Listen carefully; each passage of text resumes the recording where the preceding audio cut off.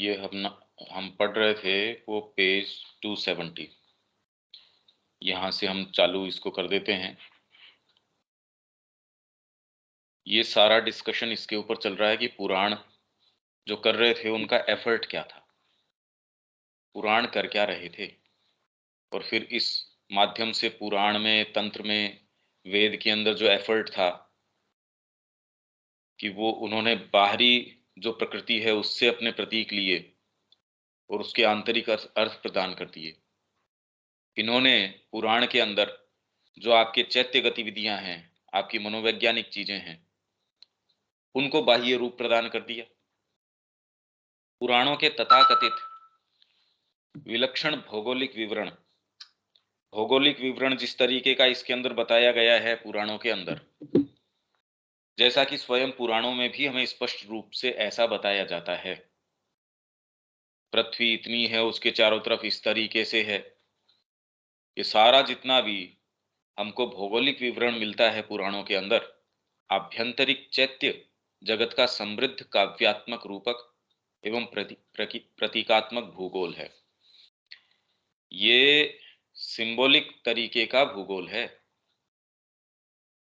भाई आप अंदर जाते हो, सपोज आप भजन गा रहे हैं, कितनी समृद्ध चीजें आती हैं इसके अंदर।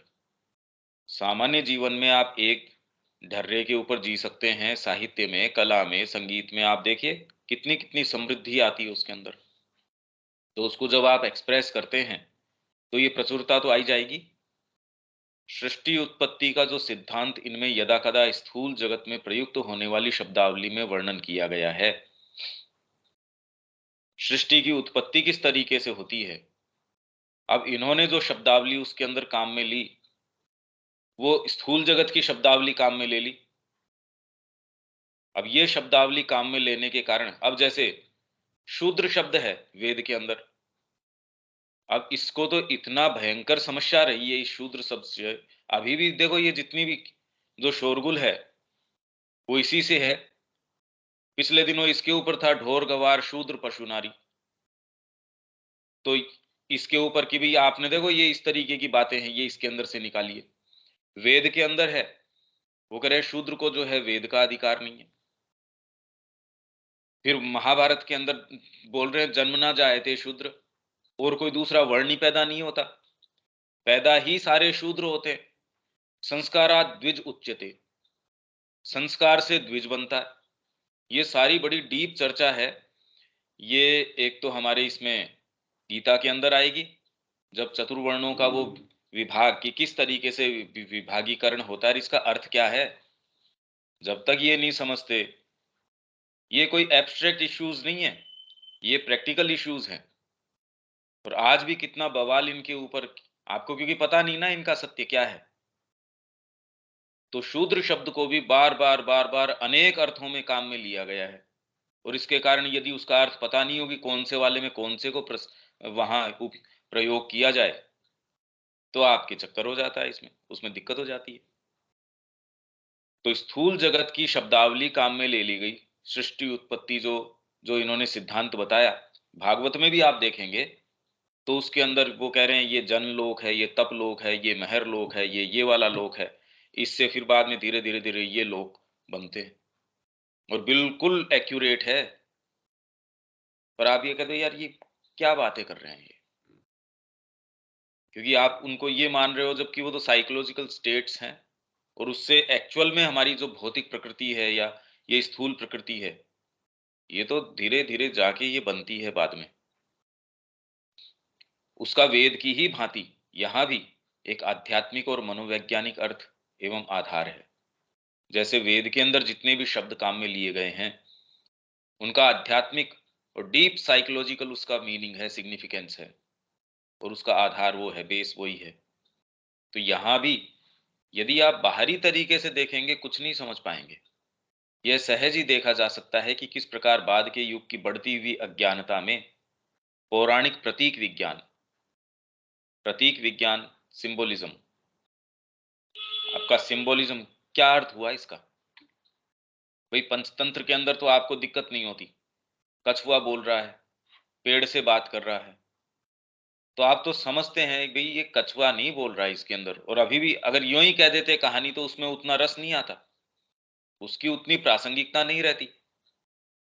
तो जिस तरीके से आपको दिक्कत नहीं होती उसके अंदर, आप जानते हो भी पेड़ बोलता थोड़ी है, पेड़ जाता थोड़ी है कहीं, सांप थोड़ी बोलता है, पर फिर भी वो कितनी आज तक भी आपके लिए, हाँ भाई ये नीति कथाएं हैं ये, आपको दिक्कत थोड़ी होती है उसके अंदर। ये तो जिसको साहित्य के अंदर प्रवेश नहीं है या जिसका किसी अच्छी चीज में प्रवेश नहीं है वो कहता है अभी इस भाषा में क्यों नहीं। अरे तो आपकी समस्या है ये, इसीलिए तो सारी शिक्षा दी जाती है। तो ये प्रतीक विज्ञान के अधिक पारिभाषिक अंग आध्यात्मिक और अंतरात्मिक वस्तुओं के विषय में अनिवार्यतः ही अत्यधिक अंधविश्वास तथा स्थूल भौतिक धारणाओं के शिकार हो गए। अंधविश्वास कब पैदा होता है? जब आप अनसर्टेन होते हैं। जैसे मैंने आपको उदाहरण दिया, गेट के ऊपर कोई आ रहा है, आपको नजर नहीं आ रहा, पर इसका मतलब वो अनरियल थोड़ी हो गया, आपके अनसर्टेनिटी है, या दिख नहीं रहा पूरा सा चेहरा, तो उसके अंदर जो आप उसके इंटरप्रिटेशंस करते हो वो अंधविश्वास पैदा हो जाता है। तो समस्या तो इंटरप्रिटेशन की है, उस वस्तु विशेष की थोड़ी है। हेल्यूसिनेशन के अंदर हम यही पढ़ रहे थे, भाई आपको रस्सी के अंदर सांप का भ्रम हो गया, पर न तो अपने आप में रस्सी कोई अनरियल है न सांप अनरियल है, नहीं तो आपके दिमाग में वो आ ही नहीं सकता था। जो इम्पोज आपने किया उसके ऊपर, इम्पोजिशन का जो दोष आपने लगाया उसके ऊपर, वो हो नहीं सकता था। तो इसलिए ये जो पारिभाषिक शब्द हैं, ये हैं तो आध्यात्मिक और अंतरात्मिक। आप इनको सोचते हो कि ये वाली चीज यहाँ है, भाई जैसे रामगढ़ है, अब कितने कितने एरिया के अंदर रामगढ़ नाम है, आप ये नहीं जानो कि ये वाला वर्णन कौन से वाले रामगढ़ को पर्टेन कर रहा है, तो आप तो कहते यार ये वर्णन किसका कर रहे हैं। मतलब कितने कितने हमारे भारत के अंदर एक ही वो नाम जो है, अलग अलग अलग अलग जगह। अब कहते पिलानी, अब पिलानी तो एक गांव भी है, पिलानी एक दूसरी जगह भी है, तो आप गलत समझ बैठो उसको। तो वैसे ही इन्होंने जो शब्दावली काम में ली, आप उसको जिस तरीके से प्रयुक्त करते हैं, उससे अत्यधिक अंधविश्वास तथा स्थूल भौतिक धारणाओं के शिकार हो गए। परंतु यह खतरा तो उन सभी प्रयत्नों में उपस्थित रहता है जो इन वस्तुओं को जनसाधारण के समझने लायक बनाने के लिए किए जाते हैं। इसलिए भारतीय धर्म में जो भी चीज करी गई, सामान्य से सामान्य व्यक्ति को कैसे हम लेके चलें, तब उसमें तो अब बताइए, माँ अगर कोई बच्चे को नहला रही है तो कीचड़ उसके ऊपर भी आ ही जाएगा। तो आप जो कमियां धर्म के ऊपर मढ़ते हैं या धर्म में देखते हैं, वो तो वास्तव में मानव प्रकृति की है, जिसकी सफाई या शुद्धिकरण की प्रक्रिया के अंदर उसके ऊपर आई जाती है। आप अगर कमरा साफ कर रहे हैं, आपके ऊपर धूल भी लग जानी है, कहीं कहीं कपड़े भी गंदे हो जाने हैं। तो इसलिए जनसाधारण को समझने लायक यदि आप उन गहन जो आपके आध्यात्मिक है, वेदांत के सत्य हैं, उनको यदि जनसाधारण तक लेके आओगे जिस भी भाषा के अंदर, भाई भाषा तो आपके पास जो माध्यम है वो तो बड़ा कमजोर है, कितनी भी विकसित भाषा हो तो भी वहां तक ऐसी चीजों को जो भाषा के अंदर व्यक्त नहीं की जा सकती, तो अब इनमें ये चीजें तो होनी है देखिए। और इस हानि के कारण हमें इस तथ्य के प्रति अंधा नहीं बन जाना चाहिए कि उन्होंने जनता के मानस को शिक्षित करने में बड़ा भारी कार्य किया है, ताकि वह उस मनोधार्मिक, साइको रिलीजियस एवं चैत्य आध्यात्मिक आकर्षण का प्रत्युत्तर दे सकें। आपके अंदर यदि चैत्य आकर्षण है, आध्यात्मिक आकर्षण है, मूर्ति के प्रति है, कितना प्रेम से लोग जाते हैं, वो कुछ भी कर रहे होंगे दिन के अंदर, वो कह रहे अभी मेरे को तो वहां जब जाता हूं ना, राधा गोविंद जी के जब दर्शन करता हूं तब जी में जी आता है मेरे तो, कि भाई हम कुछ भी करो साल में 2 बार ये काम तो करते ही हैं, कि हम तो कावड़ लेने तो जाते ही हैं। दूसरा कहते यार इससे मिलता क्या है, कह भाई ये तो देखो हम चाहे कुछ भी हो जाए, व्यापार एक तरफ, जीवन एक तरफ, ये चीज एक तरफ, क्या है ये सारे, आप में डीप मनोधार्मिक चैत्य आध्यात्मिक आकर्षण का रेस्पॉन्स दे सकें, उसको रिप्लाई कर सकें, प्रत्युत्तर दे सकें, जो उच्चतर वस्तुओं के लिए योग्यता की तैयारी करता है। ये बहुत ज्यादा इंपॉर्टेंट बात है ये सारी चीजें क्या करती है, आपको एकाएक ही ये कह दिया जाए कि आध्यात्मिकता में प्रवेश करो, कहाँ से कर लें? भाई माँ श्री अरविंद का यदि लिटरेचर हमारे सामने उपलब्ध भी हो, हमारा प्रवेश थोड़ी है उसके अंदर। ये चीजें यदि मनुष्य के सामने न हो, ये जितनी चीजें तैयार करी गई हैं, रूपक हैं, आपके तंत्र पद्धति है, पूजा आराधना, ये सारी पद्धतियां हैं, ये तैयार करती हैं आपको। इसीलिए भारत के अंदर हुई, भारत ज्यादा तैयार है इस चीज के लिए। यहाँ एक सामान्य व्यक्ति है, वो आध्यात्मिकता के अंदर ज्यादा सहज रूप से प्रवेश कर सकता है, क्योंकि एक ग्राउंड, एक बेस ये तैयार किया गया है और उसके अंदर ये आकर्षण है। उसका उत्तर देने के लिए वही एक व्यक्ति है, उसको भोग लगा के भगवान से सुबह उठता है, उनकी पोशाक बदलता है, सारा उसका क्रम, यदि ये आयाम हटा दिया जाए उसका, आप सोचिए कितनी बुरी बात हो जाएगी। उसके पास होल्ड ऑन टू कोई चीज को पकड़ने का तो आधार ही खत्म हो जाएगा। तो जिसके लिए जो संभव हो सारी व्यवस्था करी गई है। मतलब हम इनफ इसकी कल्पना नहीं कर सकते कि इस संस्कृति ने कितना जबरदस्त काम किया है। और इसीलिए अपन ने जो टाइटल निकाला, भारतीय संस्कृति और सनातन धर्म की महानता। कुछ को इसमें हुआ यार, तुम अलग अलग इसको कैसे कर रहे हो? श्री अरविंद ने इसको अलग किया कि और संस्कृतियों ने ये प्रयास किया, पर यहाँ की जो सबसे इंपॉर्टेंट चीज रही इस संस्कृति की, कला हो, चाहे साहित्य हो, चाहे संगीत हो, चाहे और कुछ कितने भी हो, सबसे जो विशिष्ट चीज रही वो है इसका सनातन धर्म, उसका ताना बाना।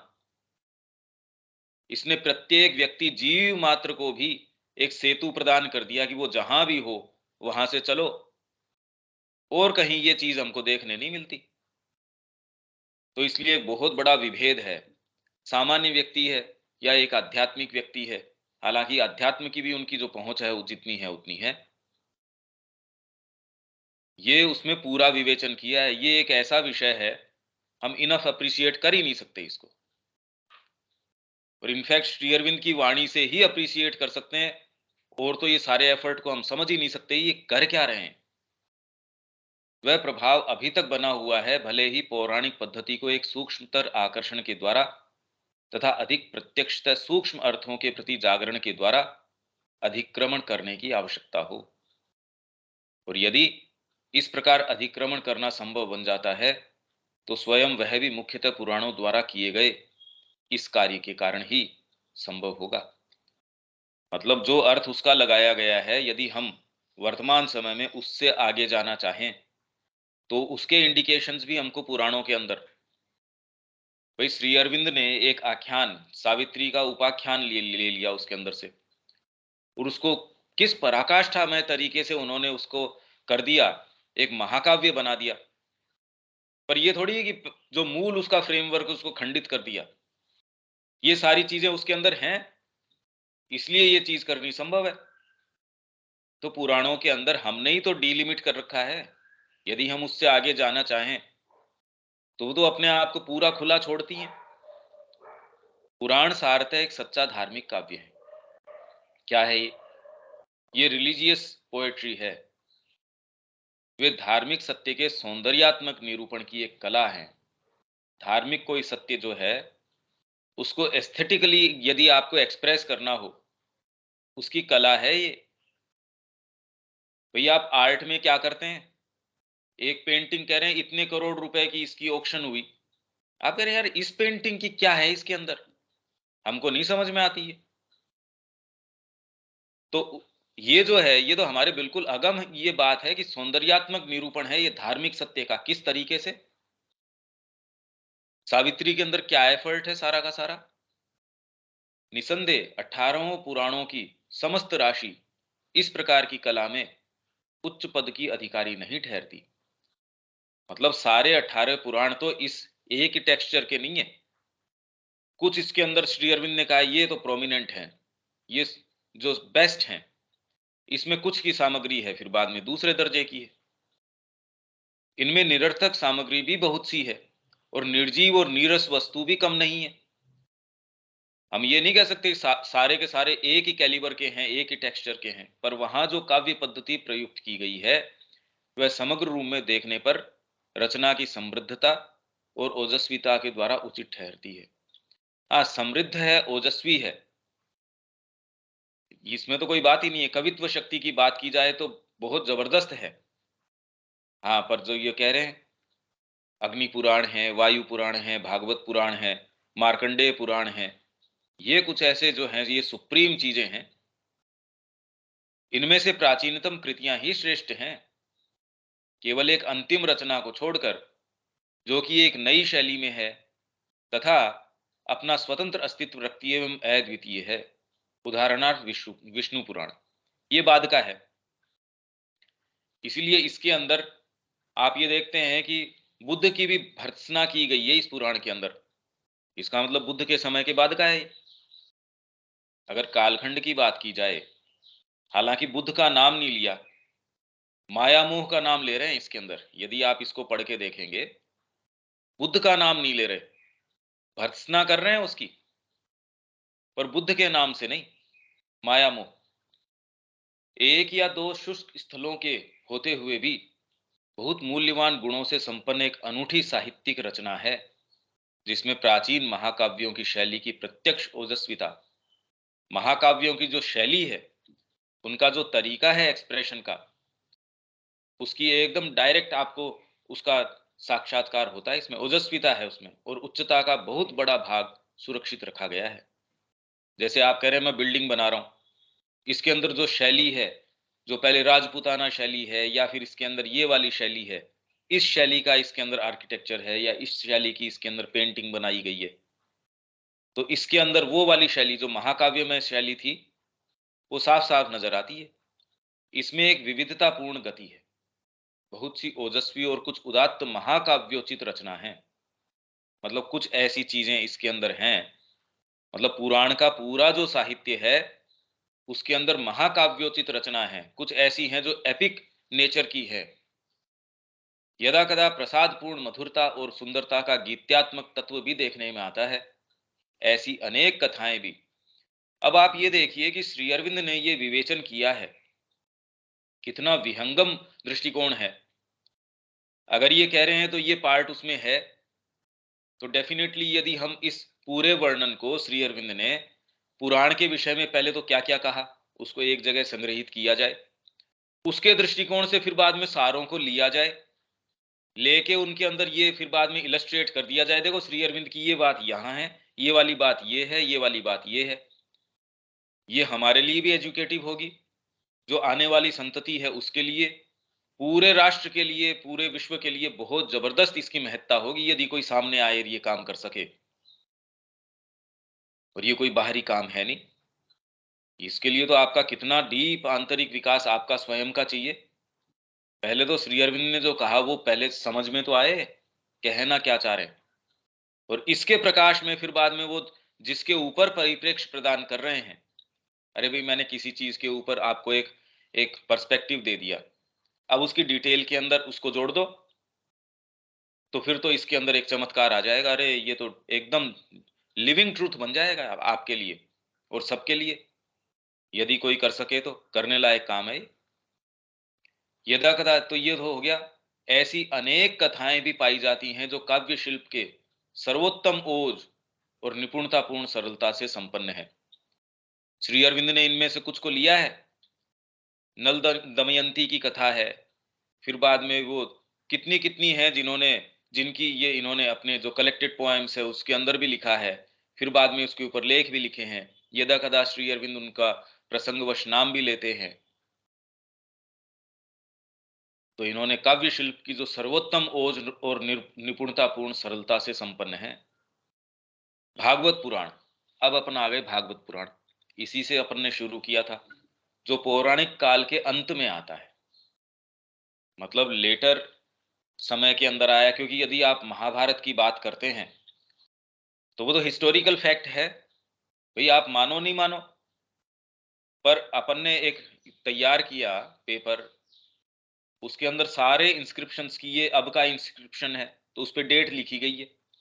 मतलब बिल्कुल अचूक है, जितने प्रमाण मिल रहे हैं वो आपको डेट डेट दे रहे हैं कि ये महाभारत के समय का ये काल है। उसमें कोई बहुत ज्यादा इधर उधर नहीं किया जा सकता, तो हिस्टोरी का वो तो। तो यदि उसको आप हिस्टोरिक बताते हैं, ऐतिहासिक बताते हैं, तो यदि भागवत पुराण जिसके अंदर कृष्ण का वर्णन है या इन चीजों का वर्णन है, तो वो तो कालखंड में उसके बाद आया, या एटलीस्ट कम से कम कंटेम्प्रेरी है, उसके साथ साथ हुआ। तो हमको उसका समय सीमा तो पता चली कि टाइम फ्रेम में इसको कहाँ रखना चाहिए। विष्णु पुराण ये जैसे ये करें भी बाद का है, तो भागवत पुराण जो पौराणिक काल के अंत में आता है तथा अधिक प्रचलित शैली एवं प्रणाली से बहुत कुछ दूर चला जाता है, क्योंकि ये भाषा के एक विद्वत्तापूर्ण और अधिक अलंकृत एवं साहित्यिक रूप से प्रबलतया प्रभावित है। मतलब इसके अंदर जो निरूपण की पद्धति है, वो जो पहले प्रचलित शैली और प्रणाली थी उससे दूर हट गया।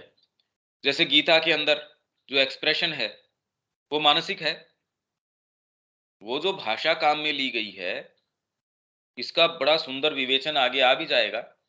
श्री अरविंद कह रहे हैं हालांकि ऐसी चीजें इंटेलेक्ट की पकड़ से दूर भाग जाती हैं, पर गीता के लिए सामने एक चैलेंज है कि वो ऐसी भाषा के अंदर अपनी शिक्षा को पिरोए जो उस समय के व्यक्ति के समझ में आए। भाई आज का कोई व्यक्ति है, उसको आप वेदों की प्रतीक की भाषा के अंदर अगर कहना शुरू कर देंगे, कितना रिलेट कर पाएगा।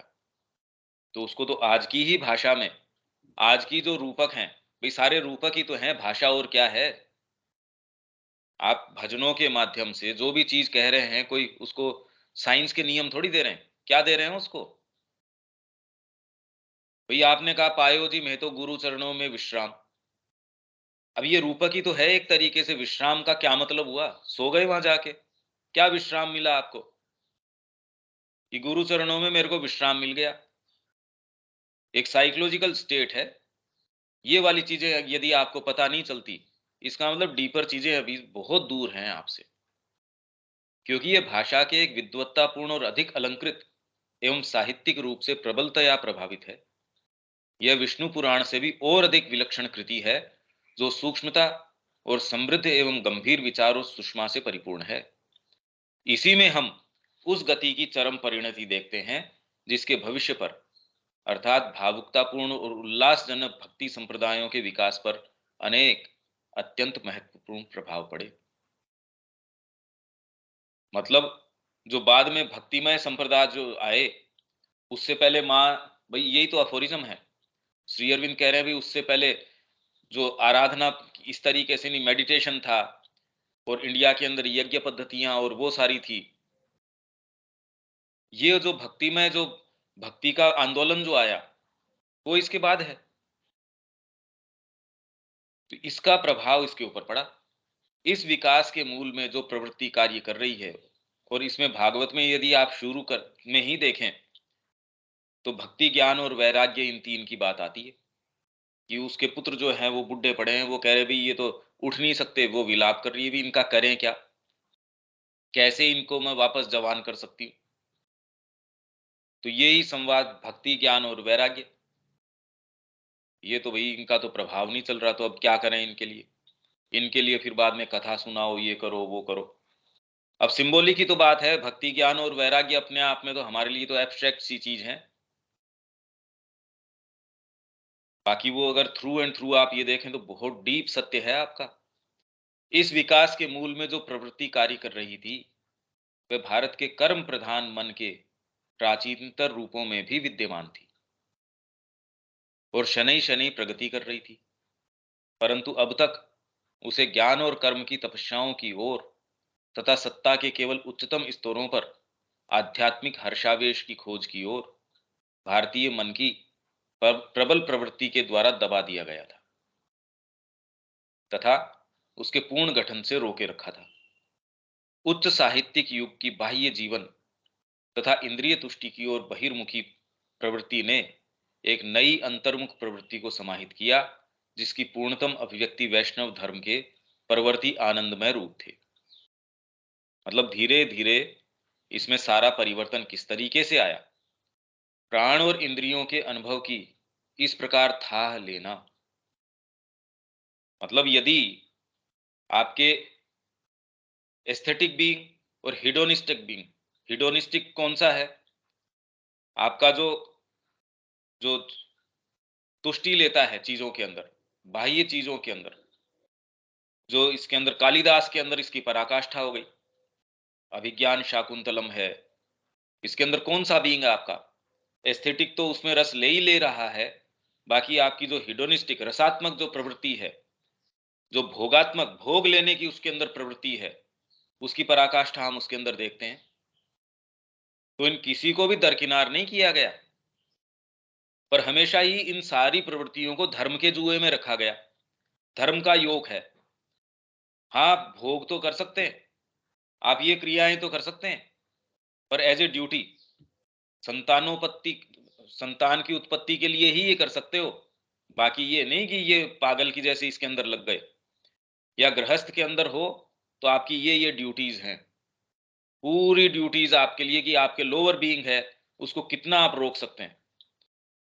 जैसे युद्ध है या राजनीति है, सबसे ज्यादा विध्वंसात्मक चीजें मानी जाती हैं। इनको इतना ज्यादा इन्होंने जो है न्यूट्रलाइज कर दिया, इतने समय से इतने समय तक तो युद्ध हो सकता है, इसके बाद युद्ध नहीं हो सकता।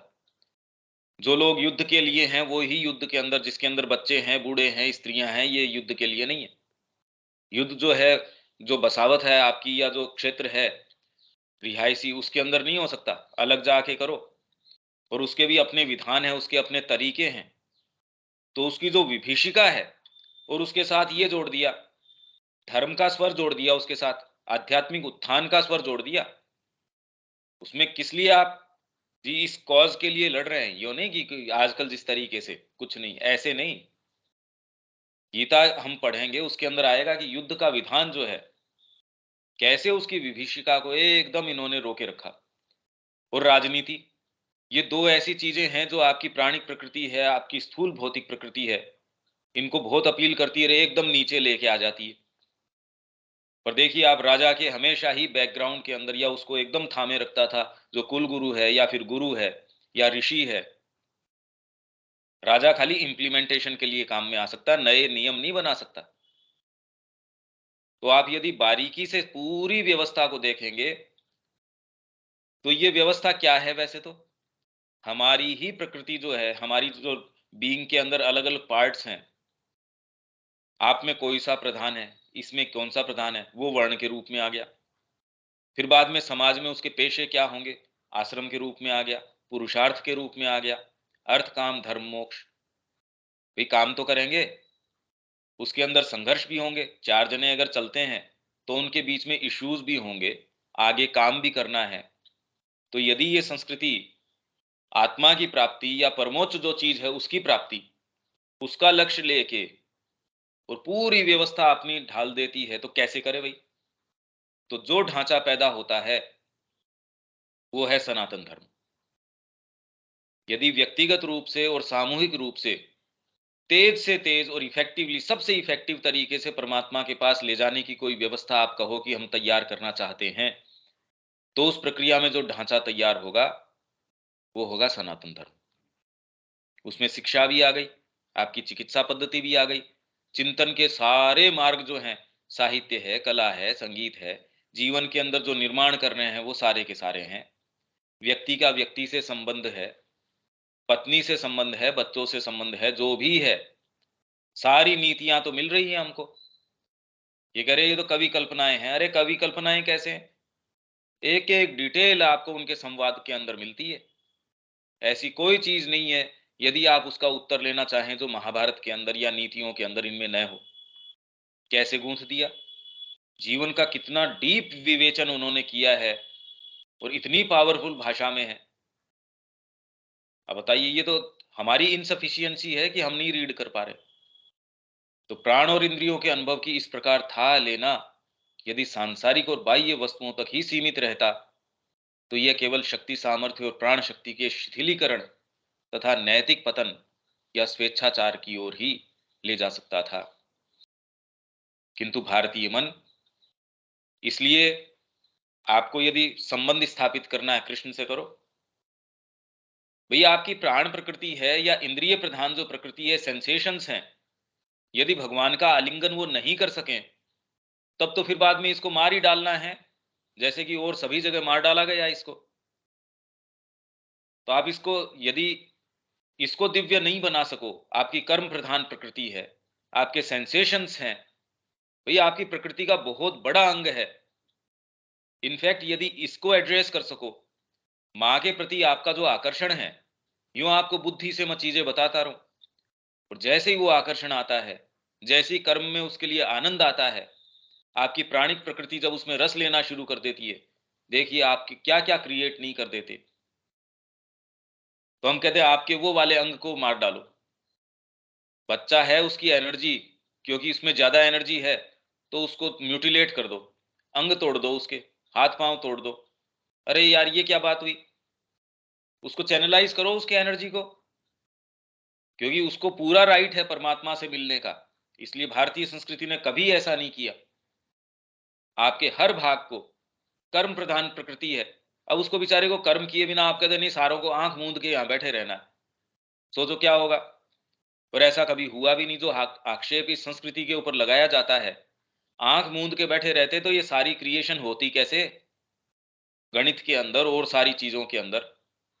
और डेटा दे रहे हैं ये तो 1800 समथिंग के आसपास का, कि जितना भी विश्व का उत्पाद था, उसका एक बड़ा भाग तो अकेले भारत का था। तो खाली ये 100 150 200 सालों के अंदर इतना फर्क कैसे आ गया, हमको फैक्ट्स को देखना पड़ेगा। किंतु भारतीय मन अपनी प्रधान प्रेरणा के द्वारा सदा ही अपने समस्त जीवनानुभव को अनुरूप आध्यात्मिक अवस्था और तत्व में परिणत करने के लिए बाध्य होता रहा है। तो आप कोई भी चीज है, बाहरी भी चीज है, उसको आध्यात्मिक अवस्था सारी को उसी तरीके से मोल्ड कर देते हो।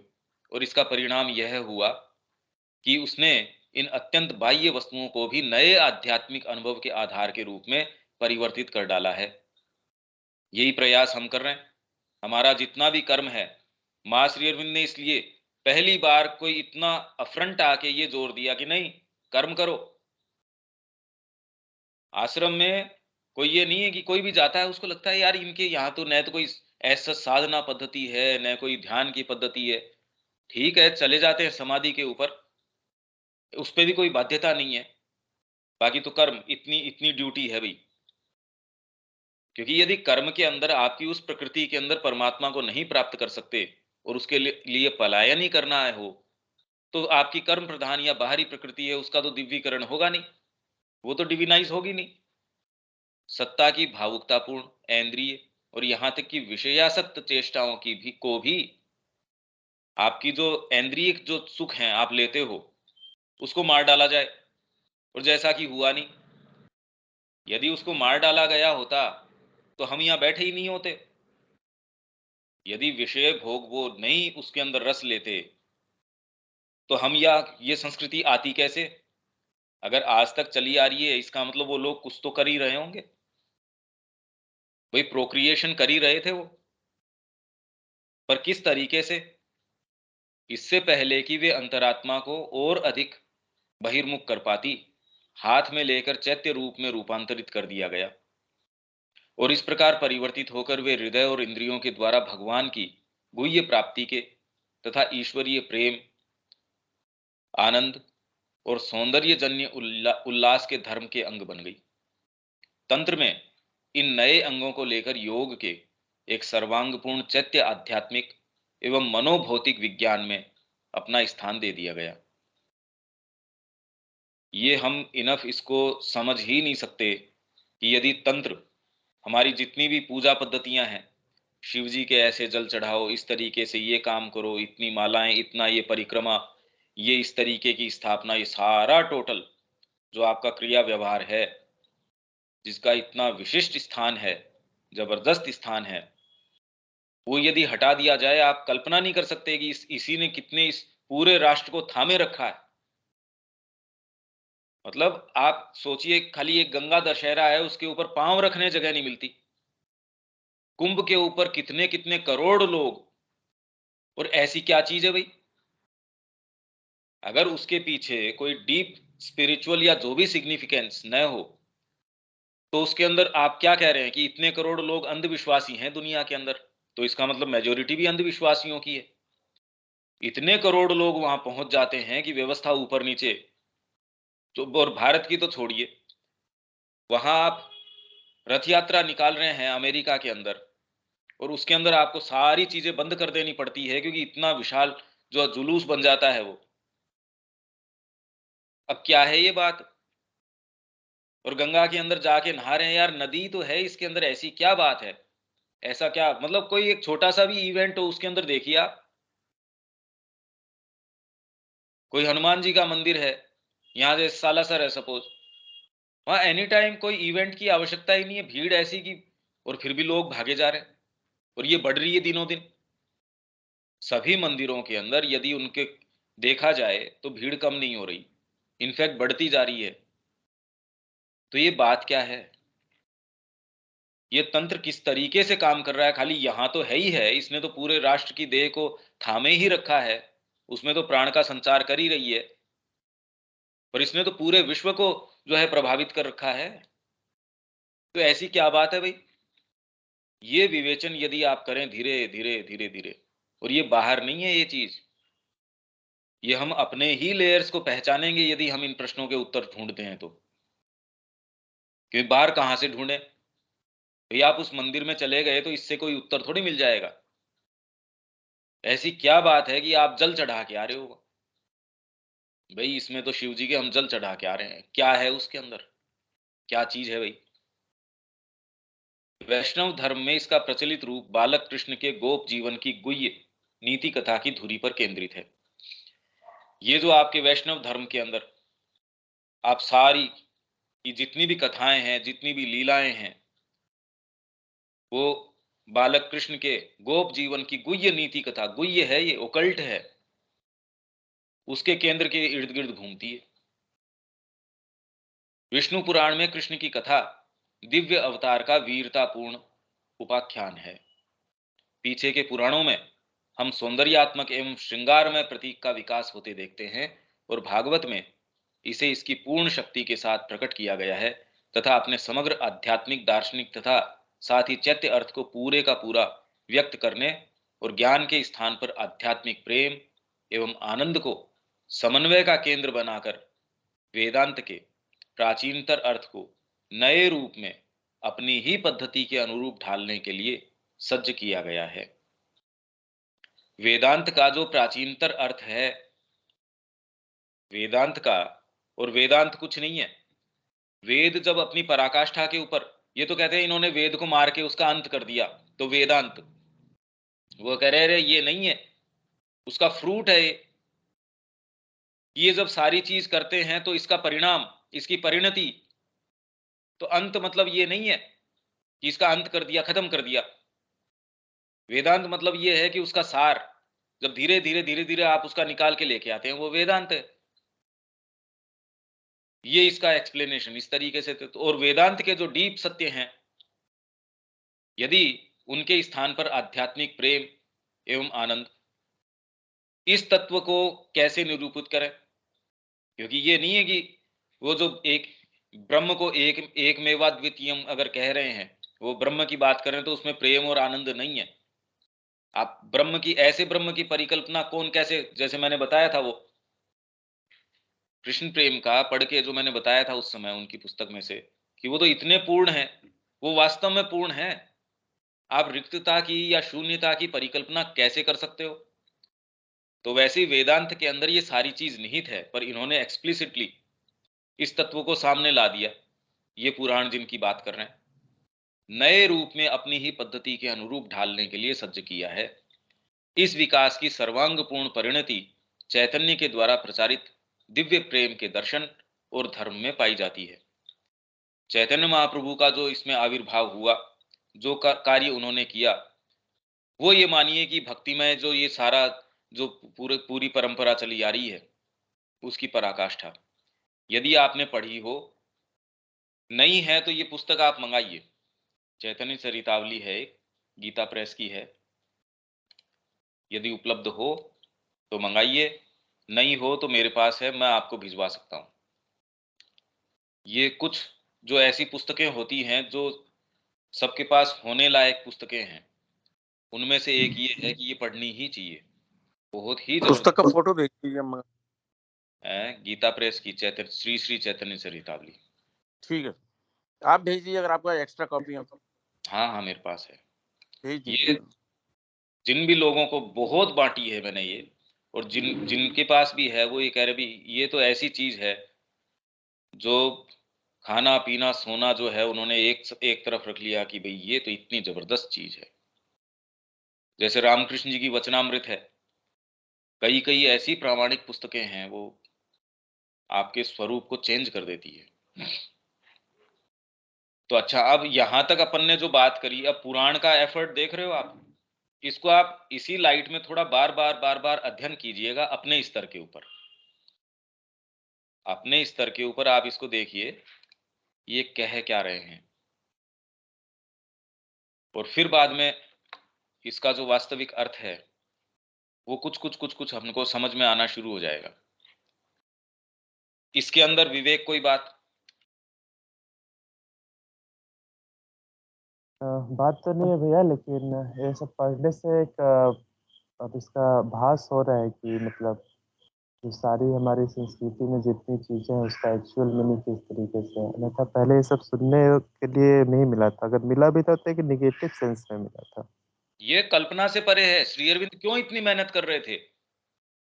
भाई, और बात बात तो छोड़िए कि श्री अरविंद के पास कोई फ्री टाइम था। यदि आप पूरा साहित्य देखें श्री अरविंद का, तो भारतीय संस्कृति के ऊपर आधारित जो इनका साहित्य है, अधिकांश भाग तो सारा का सारा डायरेक्टली इनडायरेक्टली, भाई शुरू के अंदर जैसे अर्ली कल्चरल राइटिंग, कल्चरल कौन सी कल्चरल, फिर बाद के अंदर इनका वंदे मातरम है, वो इसके ऊपर है।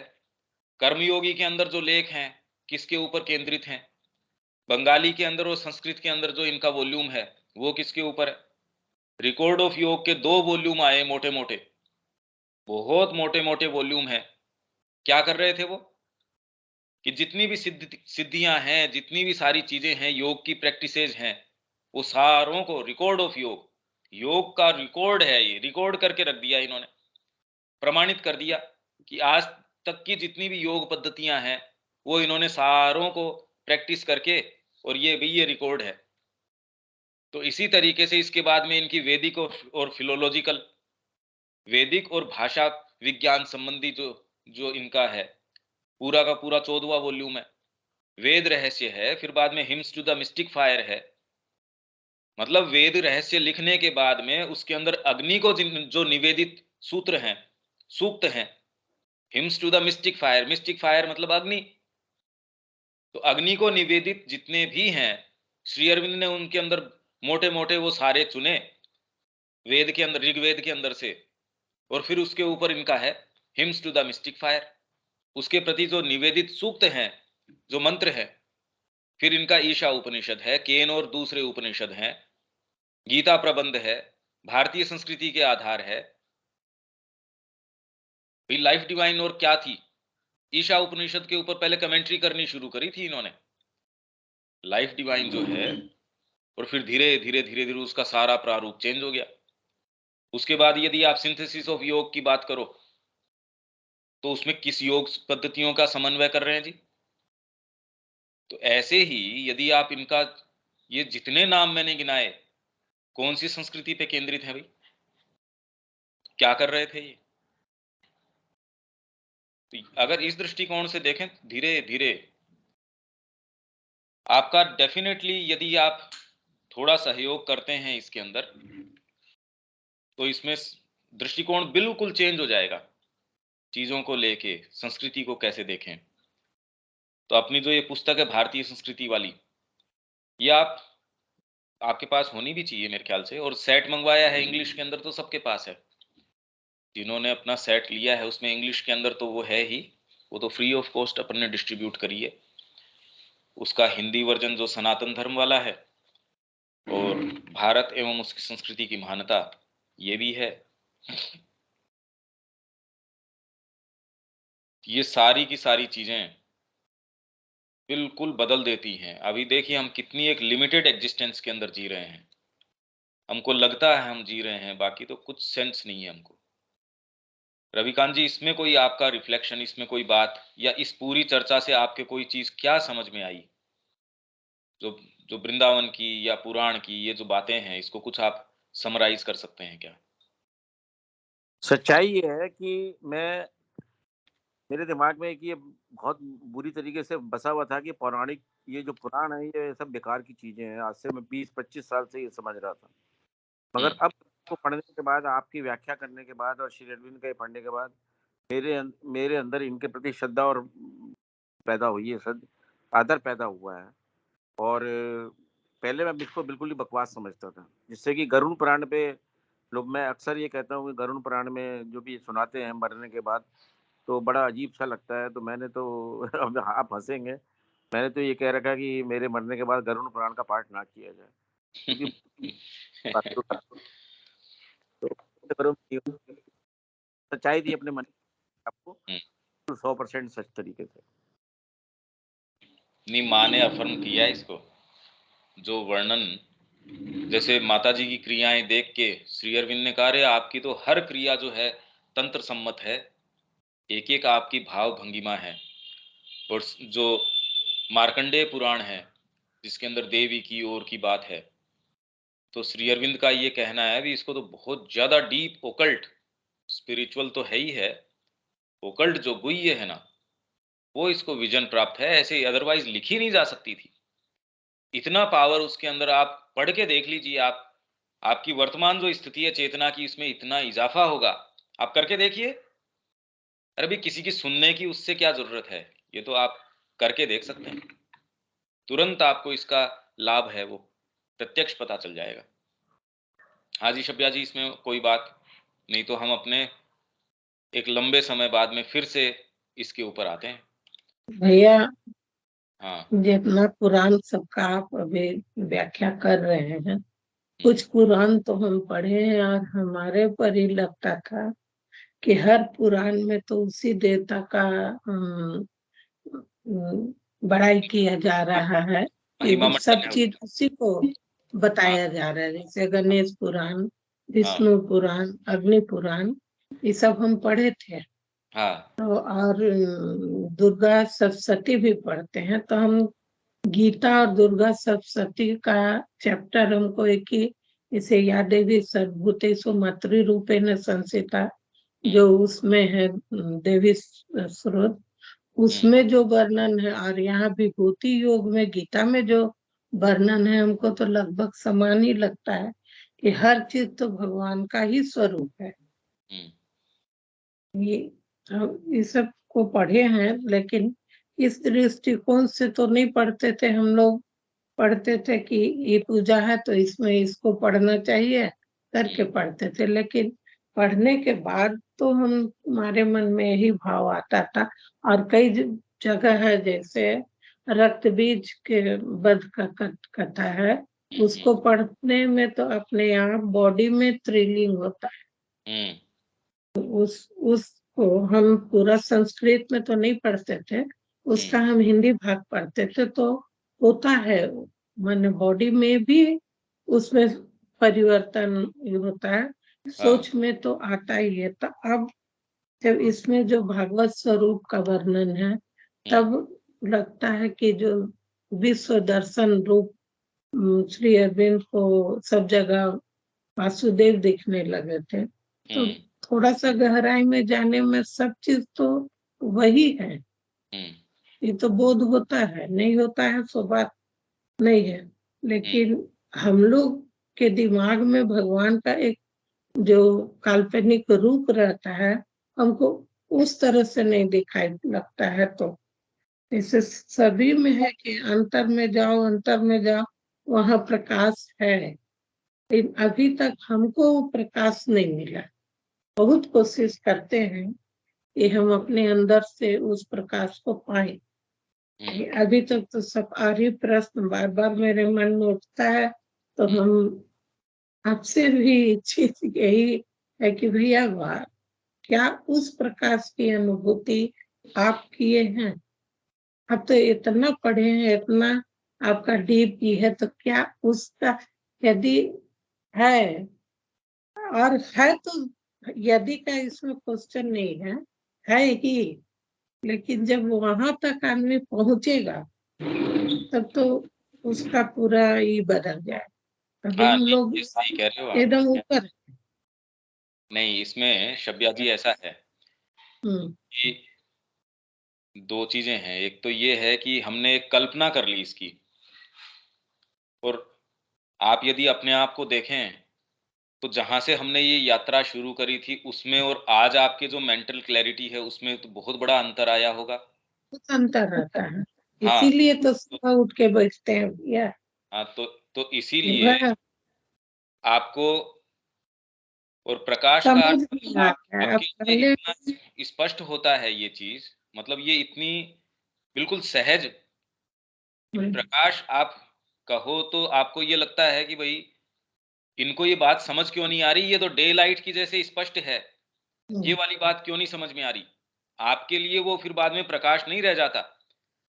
जैसे आपकी आंखें एक बार कोई उतना प्रकाश देखने के लिए अभ्यस्त नहीं है तो वो चुंधिया जाएंगी, पर धीरे धीरे धीरे अभ्यस्त हो जाएंगी तो वो आराम से उसके अंदर वो व्यवहार कर सकती हैं। तो अभी क्या अभ्यस्त नहीं है तो हमको ये थोड़ी सी भी लाइट है वो बहुत ज्यादा लगता है, अरे ये बहुत ज्यादा है। धीरे धीरे आपका उसके अंदर वो अभ्यास हो जाएगा तो आपको वो एक सहज ग्राउंड, आप जब धीरे धीरे माँ की सानिध्य और बढ़ता जाएगा तो ये एक ऐसी प्रक्रिया कोई जरूरी नहीं है आपको पता भी चले, आप स्वतः हाँ धीरे धीरे धीरे धीरे। हाँ, पर इसमें जितनी आप, क्योंकि ये एक ऐसा प्रयास अपन कर रहे हैं और इसके अंदर मैं ओरिजिनल श्री अरबिंदो की चीजें आपको तुरंत इसके साथ साथ दे रहा हूं और अपन इसको गूंथते चल रहे हैं। इसमें यदि आप थोड़ा सा अपनी तरफ से एफर्ट करें, अपने प्रश्न बनाएं, तो इसमें श्री अरविंद ने और क्या क्या कहा है, तो फिर ये खाली एक संकलन नहीं रहेगा। भाई अभी तो हम ज्यादा से ज्यादा पढ़ेंगे तो भी 2 खंड हैं, पर ये भी खैर पूर्णा होती होते होते पता नहीं कितना एक समय बीत जाएगा इसमें, हालांकि उसका कोई मलाल नहीं है अपने को। नहीं।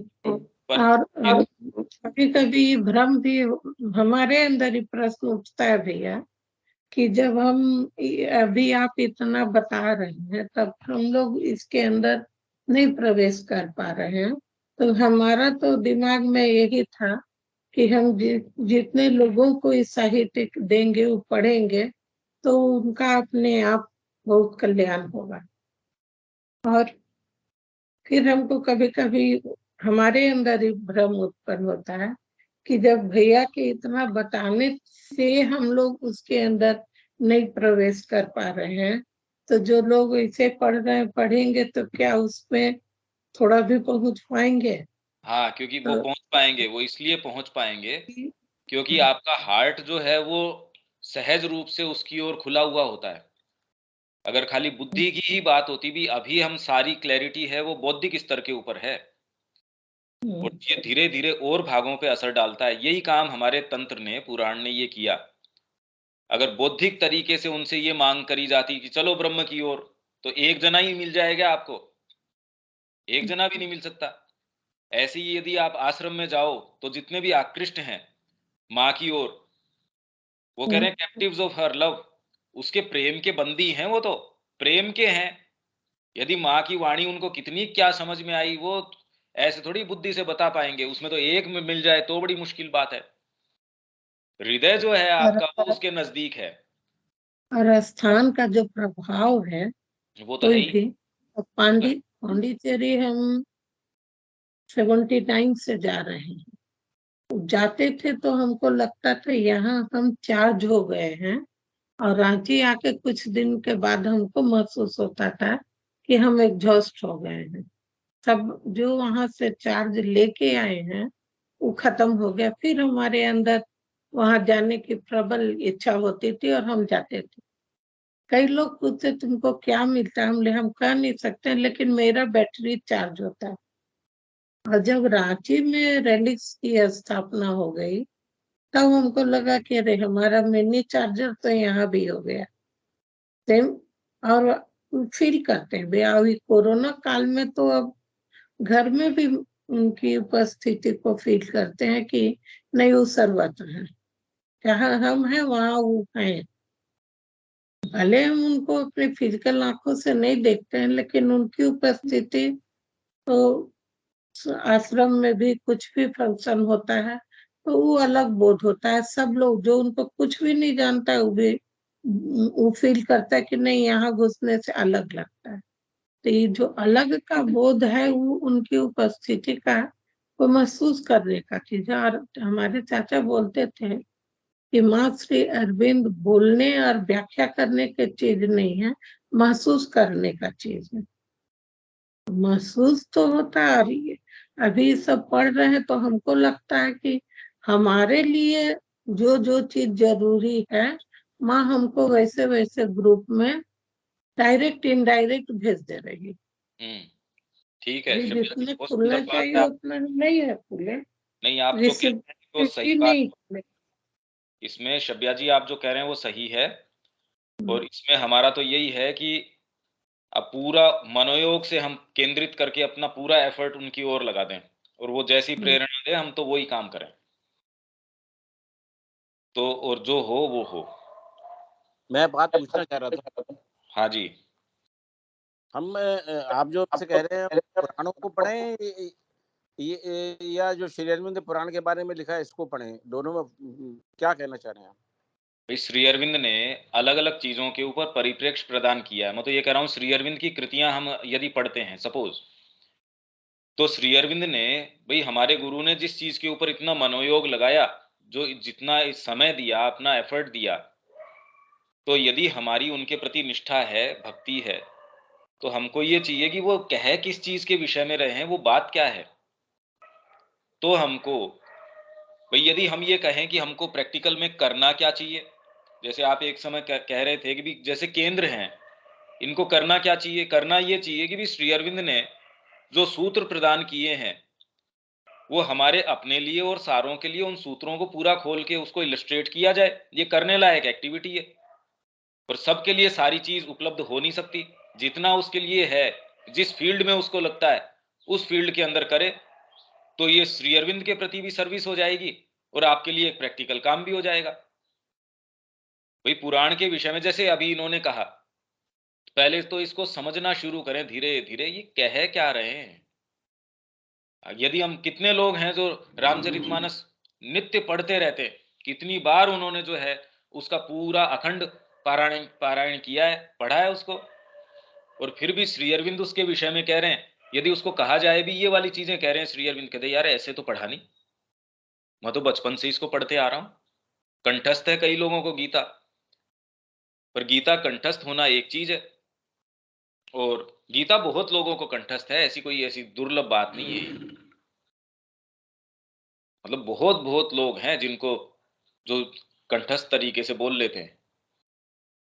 पर श्री अरविंद की जो कमेंट्री है, यदि उनको ये कहा जाए वो एक बात में प्रवेश नहीं कर सकते। टेक्स्ट कंठस्थ होना एक अलग बात है। तो श्री अरविंद जैसे कह रहे हैं वेद जो है 2000 वर्षों से कोई इंडियन अभी तक नहीं समझा, तो यदि हम इसमें प्रवेश करें तो ये कोई अलग चीज नहीं है, ये श्री अरविंद को ही और सारी चीजें। भाई फिर सावित्री के अंदर वो कह रहे हैं सावित्री तो ये सारी चीजों की एज इफ पराकाष्ठा है। अब हम सावित्री का अध्ययन कर लें, बेस को समझे ही नहीं किसी चीज को, तो कहां से कौन सा प्रतीक वो काम में ले रहे हैं, कौन सा उपाख्यान काम में ले रहे हैं।